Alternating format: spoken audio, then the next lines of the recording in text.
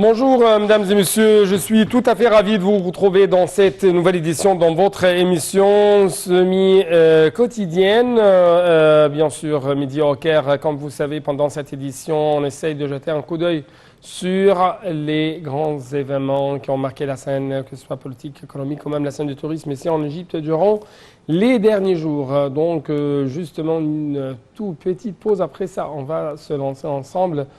dans le monde égyptien.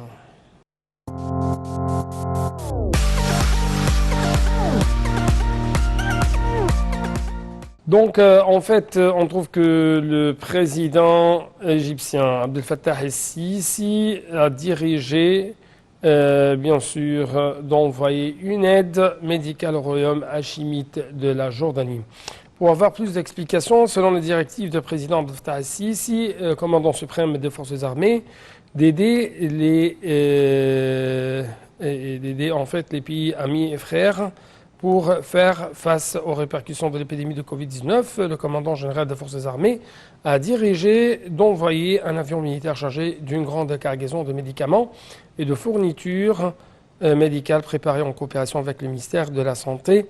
et de la population à destination au royaume hachimite de Jordanie afin de soutenir le peuple jordanien frère face à la propagation du coronavirus. Ce qui s'inscrit en fait dans le cadre des efforts liens nationaux et de la ferme position de l'Égypte envers ses frères arabes, outre sa solidarité et sa coopération avec eux face aux détresses et aux crises.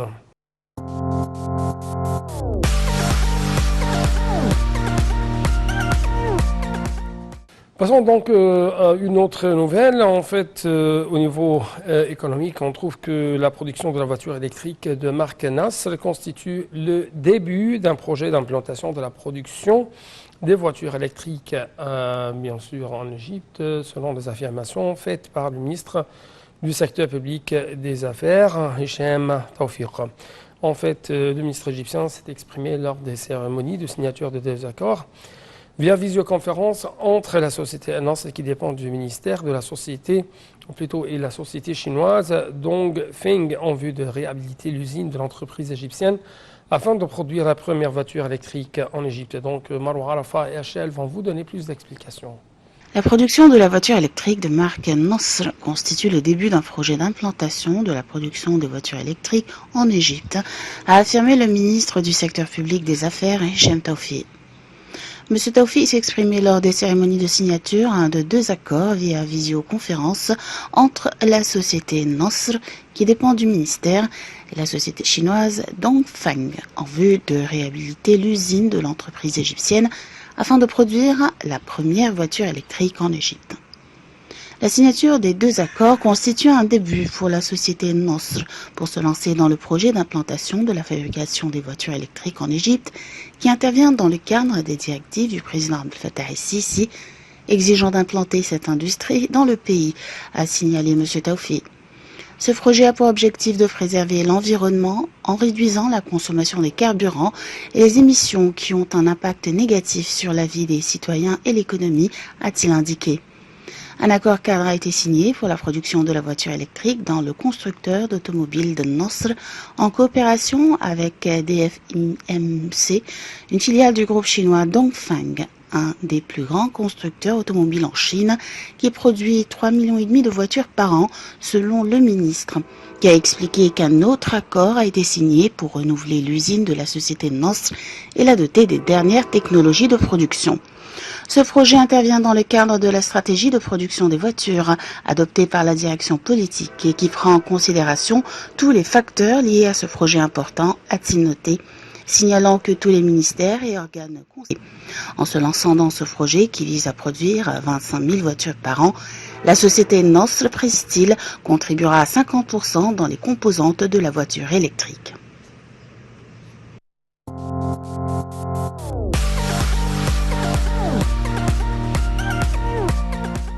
Le gouvernement a dépensé plus de 21 milliards de livres égyptiennes en un an pour soutenir le secteur des exportations, les exportateurs, à travers 6 initiatives, dont la dernière était l'initiative de paiement immédiat en espèces qui assure 15% de réduction pour remboursement 1069 entreprises ont bénéficié, et ce, conformément aux directives présidentielles, selon les déclarations faites par le ministre des Finances, Mohamed Maït. Il a fait le versement des CFA 2021 de tous les fonds arriérés dus au Fonds de développement des exportations, ce qui contribue à la fourniture de liquidités et permet aux entreprises exportatrices de remplir leurs obligations envers leurs clients et de préserver les travailleurs au vu de la pandémie de coronavirus. Le ministre a ajouté que toutes les entreprises exportatrices bénéficiant d'une esquive avaient décaissé tous les fonds de soutien à l'exportation dus au Fonds de développement des exportations pour les mois de novembre et de décembre dernier, pour un total de 13 milliards de livres égyptiens, ce qui reflète le succès du gouvernement à atteindre les objectifs souhaités de cette initiative très prisée par les exportateurs.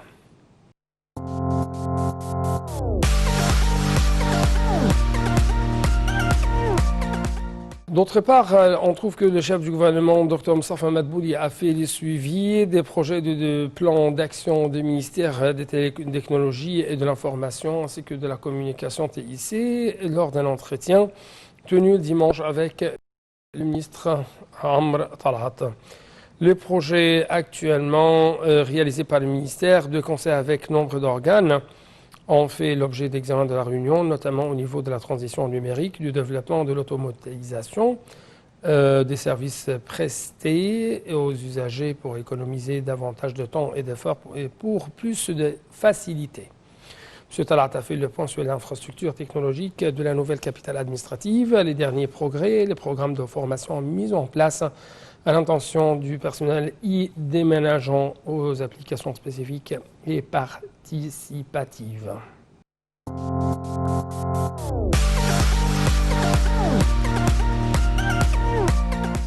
L'autorité de nouvelles communautés urbaines et la société arabe pour l'investissement urbain indépendante du groupe Talat Mustafa ont signé en présence du Premier ministre Moustapha Madbouli un accord de vente de 500 000 fédans pour la construction d'une agglomération urbaine intégrée à la ville de Hadayr al-Asima, située en face de la capitale administrative.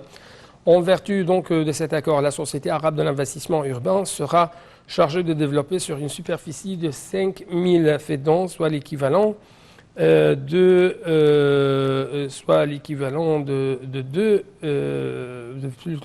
21 millions de mètres carrés à la ville de Hadayr al-Asima qui donne sur l'autoroute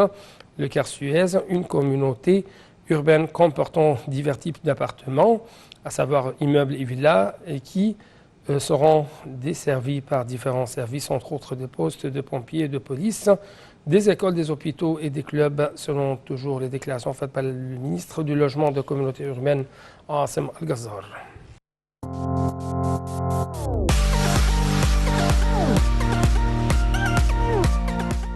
De retour donc au président Abdel Fattah al-Sisi qui a donné ses directives pour fournir de ressources financières afin d'établir une cité intégrée pour les fabricants et le commerce de l'or, conformément aux dernières technologies dans ce domaine pour refléter l'ancienne histoire civilisationnelle de l'Égypte dans cette industrie artisanale délicate. Ce projet visant à établir une cité intégrée doit garantir la fourniture des matériels industriels et de production et assurer une formation du personnel pour améliorer leurs capacités, affiner leurs compétences. Le président de la République a tenu ses propos lors d'une réunion avec le Premier ministre Moustapha Madbouli, le ministre du Pétrole et des Ressources minérales Tariq Al-Molla, le ministre de l'Approvisionnement du Commerce intérieur Ali Al-Moussaïd ainsi que d'autres responsables.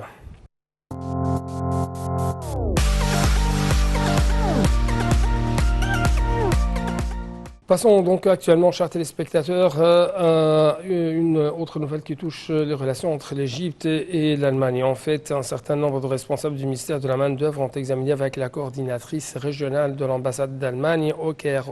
en charge des réfugiés et de l'immigration, le renforcement de la coopération avec le gouvernement allemand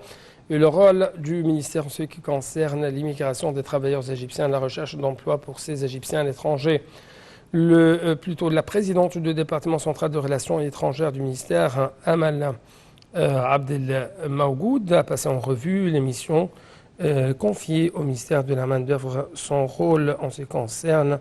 le secteur privé et la coopération fructueuse avec l'Agence pour le développement des micro, petites et moyennes entreprises en vue de lancer des petites entreprises pour le compte des jeunes afin de réduire les tentatives d'immigration des jeunes.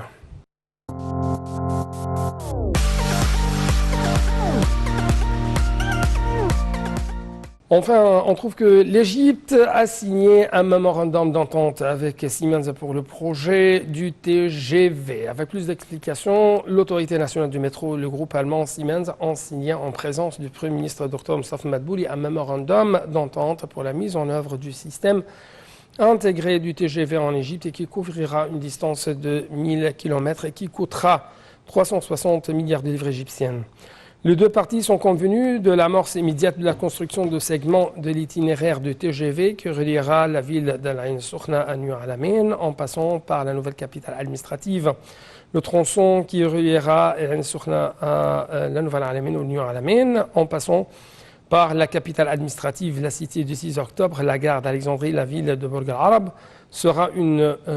plutôt d'une longueur de 460 km et comprendra 15 stations. Le TGV va rouler en même temps à une vitesse de 250 km par heure et contribuera à raccorder la nouvelle capitale administrative et les nouvelles villes au réseau des chemins de fer pour faciliter la circulation des individus et des marchandises via un mode de transport rapide, moderne et sûr, selon les déclarations faites bien sûr par des responsables égyptiens.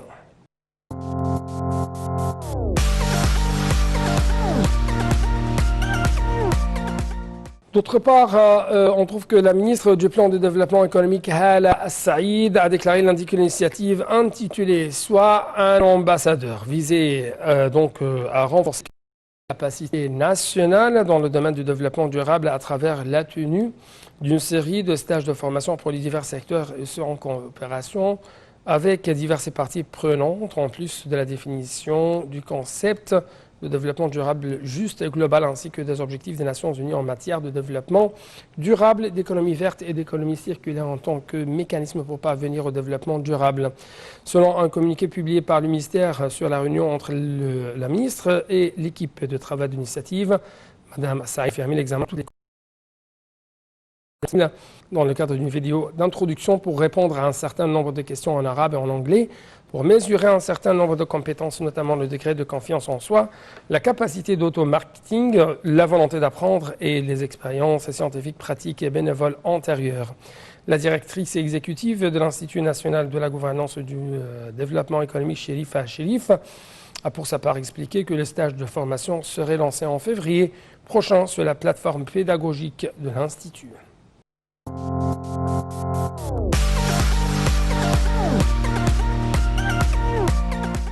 Le ministre de l'eau et de l'irrigation, Mohamed Abdelati, a tenu une réunion sur les mesures prises par le ministère pour développer un système d'irrigation de drainage de l'oasis de Siwa. Lors d'une réunion avec le sous-secrétaire du ministère, Ragab Abdelmouati, et le chef du secteur de l'eau souterraine, Saïd Chalabi, le ministre a évoqué les mesures visant à mettre en place des solutions radicales au problème de l'augmentation de la salinité et des eaux de drainage agricole.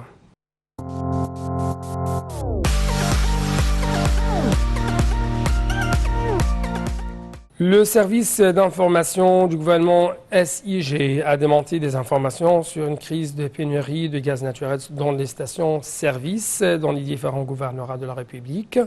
Dans un communiqué, le SIG a indiqué avoir communiqué avec le ministère du Pétrole et des Ressources minérales qui a démenti ces nouvelles et qui a expliqué que tous les produits pétroliers sont disponibles, y compris le gaz naturel, dans les différents gouvernorats sans aucune pénurie. Dans le cadre du projet national de conversion de voitures au gaz naturel, l'État cherche à construire davantage de stations-service au gaz naturel et de centres de conversion de voitures au gaz naturel. C'est ce qu'a ajouté le ministère.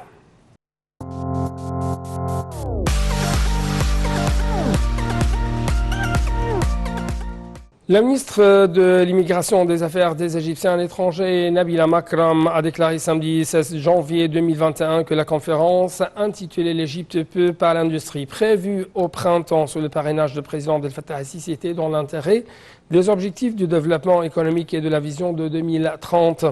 Dans une déclaration exclusive à l'agence de presse MENA, la ministre a affirmé que la direction politique a accordé une grande attention au développement du secteur de l'industrie qui représente le moteur de l'économie et à l'amélioration des conditions de vie des Égyptiens. Selon la stratégie de développement durable, la vision de l'Égypte 2030, elle fait état de la tenue lors du dernier trimestre de 2020 d'une série de réunions avec des représentants de nombre de ministères et d'autres autorités concernées par l'industrie et de l'investissement, avec la participation d'industriels égyptiens à l'étranger pour préparer cette conférence importante et qui constitue une occasion prometteuse pour l'examen des composants des capacités de l'industrie égyptienne dans divers secteurs, en plus de l'attraction des investissements des Égyptiens à l'étranger. La ministre a ajouté que nombre d'ateliers avaient été tenus dans le cadre des préparatifs de la conférence sur l'industrie, économie post-coronavirus, l'industrie du textile et l'implantation de l'industrie automobile en Égypte.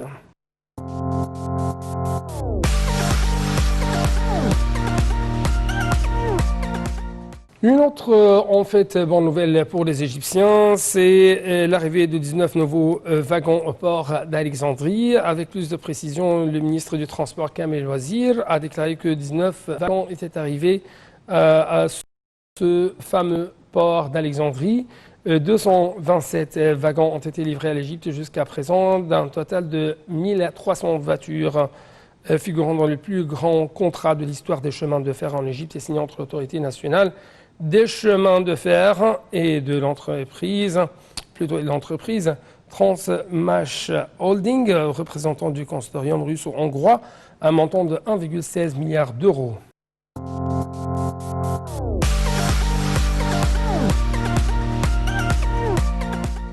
Au niveau africain, le président Abdel Fattah al-Sisi a affirmé le plein soutien de l'Égypte à l'accord de la zone de libre-échange continentale africaine qui constitue un début prometteur pour l'intégration continentale en Afrique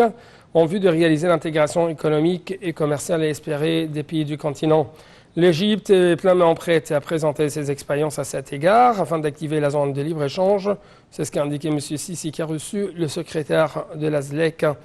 Wamekel Men, en présence du Premier ministre Dr Moustapha Madbouli et de la ministre du Commerce et de l'Industrie Nivingama. Leur rencontre a porté sur les moyens d'activer l'accord sur la zone de libre-échange continentale africaine qui a été lancé officiellement au début de l'année en cours,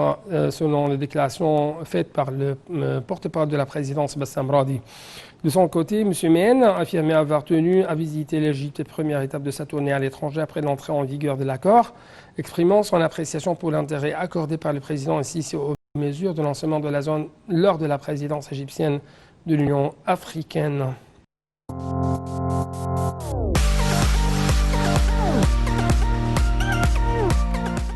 Donc, avec cette petite nouvelle concernant, bien sûr, la performance de l'équipe égyptienne dans le mondial de handball qui est tenu actuellement en Égypte, bien sûr, dans ce temps de coronavirus, ce qui représente en fait les capacités, les grandes potentialités dont dispose l'Égypte. En ce qui concerne au niveau de sportif, au niveau de l'organisation de grands événements qui attirent bien sûr les regards du monde entier. Donc avec ces petites nouvelles, nous arrivons à la fin de cette édition. Merci beaucoup à votre fidélité, à votre attention et bonne suite de nos programmes sur Natem International. Au revoir.